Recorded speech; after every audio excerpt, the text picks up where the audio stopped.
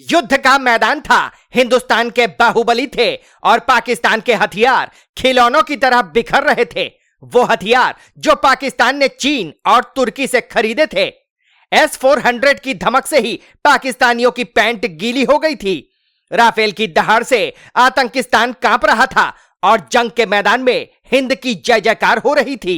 जिंदा है मुजाहिमत, जिंदा है बलोचिस्तान की शक्ल में, जिंदा है बलोचिस्तान की शक्ल में, जिंदा है सम्मी की शक्ल में, जिंदा है सम्मी की शक्ल में, जिंदा है। जी हां, ऑपरेशन सिंदूर में भारत ने पाकिस्तान के खरीदे हुए चीनी हथियारों की जो धज्जियां उड़ाई हैं, किस तरह से पाकिस्तान को दिए गए चीनी हथियारों को भारतीय सेना ने तबाह किया, वो पूरी दुनिया ने देखा है। भारत तो फिर भी दुनिया की चौथी सबसे बड़ी सेना है, तो उससे यह उम्मीद की जा सकती है। लेकिन बलूचिस्तान में विद्रोहियों ने जो किया है, वो देखकर पाकिस्तान के साथ साथ चीन भी चौंक गया होगा। उसने शायद ही कभी सोचा होगा कि मुट्ठी भर विद्रोही भी ऐसा कर सकते हैं। बलूचिस्तान में बारूदी सुरंग विस्फोट में जिस तरह से बलोच विद्रोहियों ने पाकिस्तान की बख्तरबंद गाड़ी के चिथड़े उड़ा दिए, वो शहबाज शरीफ को सोचने पर मजबूर कर देगा कि यह वही चीनी डांगफेंग आर्मर्ड व्हीकल था जिसे पाकिस्तान ने चीन से लिया था और अब उसके परखच्चे उड़ गए। बलूच लड़ाकों ने बाकायदा चीनी बख्तरबंद गाड़ी डांगफेंग आर्मर्ड व्हीकल के परखच्चे उड़ाते हुए वीडियो भी जारी किया। इसके साथ ही उन्होंने बाकायदा बताया है कि उन्होंने किस तरह से इस गाड़ी को कबाड़ में तब्दील कर दिया। विद्रोही कच्ची सड़क के बीचों बीच बारूदी सुरंग को लगाते नजर आए। इससे पता चलता है कि पूरे इलाके पर उनकी कितनी जबरदस्त पकड़ है। इतना ही नहीं, विस्फोट के बाद जिंदा बचे पाकिस्तानी सैनिकों पर विद्रोहियों ने फायरिंग भी की। जो धमाके में बच गए, उन्हें गोलियों का शिकार बनाकर मौत के घाट उतार दिया। वहीं विद्रोहियों ने एक सेफ दूरी से बैठकर बाकायदा इसे शूट किया है और दिखाया है कि वे किस तरह पाकिस्तान की आर्मी की नाक में दम कर चुके हैं। दरअसल आपको बता दें कि पाकिस्तान की सेना के पास चीन निर्मित डांगफेंग मेंगशी जेन 3 CSK 182 आर्मर्ड पर्सनल कैरियर्स है। साल 2021 में पाकिस्तान ने चीन से 300 ऐसे वाहनों की खेप ली थी। ये वाहन साल 2017 में चीनी पीपुल्स लिबरेशन आर्मी के नेक्स्ट जनरेशन वाहन के तौर पर शामिल किया गया था। इसके कई और वेरिएंट्स भी मौजूद हैं। पाकिस्तान ने इसे साल 2021 में पाकिस्तानी सेना में आतंक विरोधी अभियानों के लिए शामिल किया था। CSK 182 CSK 181 का छोटा संस्करण है, जिसमें एक ड्राइवर और एक हथियार स्टेशन ऑपरेटर सहित 6 सीटें हैं। बलूचिस्तान अपने जंगे आजादी की राह पर निकल पड़ा है। पाकिस्तान से आजादी चाहता है। यही वजह है कि वो पाकिस्तानी सेना को टारगेट कर उन्हें बर्बाद कर रहा है। बलूच लिबरेशन आर्मी हर दिन 2-3 हमले कर रही है।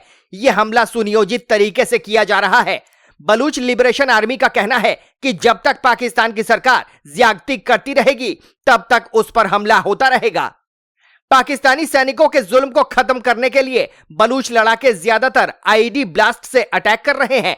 इस तरह के ब्लास्ट के जरिए पिछले 1 महीने में पाकिस्तान के 20 सैनिक मारे जा चुके हैं।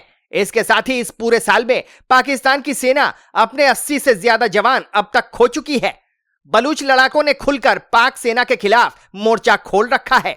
ब्लास्ट के तुरंत बाद लड़ाके वीडियो जारी कर रहे हैं, जिससे पाकिस्तानी सेना की औकात दिखाई जा सके।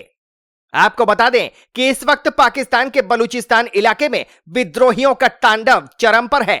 यहां आए दिन पाकिस्तानी सेना के वाहनों और उनके काफिलों पर बलूच विद्रोही हमला करते रहते हैं। हाल ही में उन्होंने खुद को आजाद घोषित कर दिया है और भारत समेत अंतर्राष्ट्रीय समुदाय से यह अपील कर रहे हैं कि उन्हें अलग देश के रूप में मान्यता दी जाए। एक तरफ बलूचिस्तान पाकिस्तान पर धुआंधार प्रहार कर रहा है, तो वहीं दूसरी तरफ बॉर्डर पर भारत के वीर मौत बनकर घूम रहे हैं। अगर पाकिस्तान की ओर से इस बार जरा भी कायराना हरकत की गई, तो फिर इतिहासकार पाकिस्तान को खोजते ही फिरेंगे। वो साल 2016 था, तारीख 15 अगस्त थी और जगह थी लाल किले की प्राचीर, जहां से हिंद के प्रधानमंत्री मोदी बोल रहे थे और पूरी दुनिया सुन रही थी। पाकिस्तान को नतमस्तक करने के लिए मोदी लगातार पटकथा लिख रहे थे। पाकिस्तान को 2 टुकड़ों में कैसे बांटा जाए, इसको लेकर लगातार महामंथन और चिंतन किया जा रहा था और अब वही तारीख नजदीक आ चुकी है जब पाकिस्तान 2 टुकड़ों में फिर बटेगा। यहां से पूरी दुनिया में एक संदेश यह भी जाएगा कि जब जब हिंदुस्तान से पाकिस्तान टकराया है तब तब ही हिंदुस्तान ने दुश्मन देश के दो टुकड़े करने का काम किया है, और अगर बलूचिस्तान अलग होता है तो फिर यहीं से एक और मिसाल कायम होगी। अब अगर फैक्ट की बात की जाए तो सवाल उठता है कि क्या पाकिस्तान के दो टुकड़े करना इतना आसान है? तो चलिए आपको समझाते हैं। दरअसल आपको बता दें कि मीर यार बलोच ने हिंदुस्तान से नई दिल्ली में बलूच दूतावास खोलने की इजाजत मांगी थी। उन्होंने संयुक्त राष्ट्र से बलूचिस्तान को स्वतंत्र देश के रूप में मान्यता देने, करेंसी और पासपोर्ट के लिए अरबों रुपए का फंड मांगा है।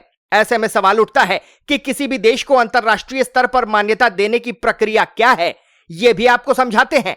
दरअसल अंतरराष्ट्रीय कानून विशेषज्ञ किसी राज्य के 4 मुख्य पहलुओं की पहचान करते हैं। इसमें लोग, क्षेत्र, सरकार तथा संप्रभुता प्रमुख है।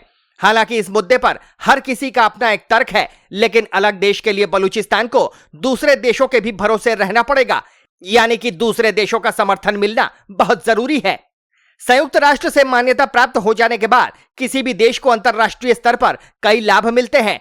इसके तहत अंतरराष्ट्रीय कानून की सुरक्षा, विश्व बैंक और IMF से ऋण प्राप्त करना, सीमाओं पर नियंत्रण और आर्थिक नेटवर्क तथा तंत्रों तक बेहतर पहुंच जैसे फायदे शामिल हैं। अब देखना यह होगा कि बलूचिस्तान पाकिस्तान से किस तरीके से अलग होता है और हिंदुस्तान का क्या स्टैंड रहता है। अब आपकी इस खबर पर क्या कुछ राय है, हमें कमेंट करके जरूर बताएं। Team news watch India.